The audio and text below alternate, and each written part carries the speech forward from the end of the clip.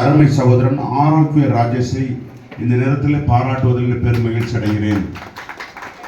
2 காலம் நடக்க முடியாது. நாங்கள்லாம் எவ்வளவு வேலை செய்கிற இடத்துல எவ்வளோ கஷ்டப்படுறோம் என்பது உங்களுக்கெல்லாம் தெரியுமா என்னதோ தெரியாது.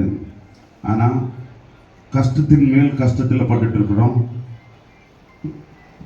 நாங்கள் உயர்ந்திருக்கிறோம், எங்களை கடவுள் உயர்த்திருக்கிறார். அது மட்டுமல்ல, இந்த உயர்வு நாங்கள் மட்டும் இல்லை, எங்களுடைய மனைவி, என்னுடைய இல்லைனா எதுவுமே நடக்காது. என்னுடைய அம்மா என்னுடைய பேக்கில் இருக்கிறதுனால தான் நடக்குது. என்னுடைய சகோதரிகள் என்னுடைய பேக்கில் இருக்கிறதா நடக்குது. ஒரு ஆள் முன்னுக்கு வராருனாக்கி அவரை பின்னால் இருந்து தூண்டுனா தான் நடக்கும். அதே போல் அந்த ஆரோக்கிய ராஜேஷை இயக்கி கொண்டிருக்கிற என் அருமை சகோதரியை நான் இந்த இடத்துல பாராட்ட விரும்புகிறேன். சுயிர்தா சகோதரியை பாராட்ட விரும்புகிறேன்.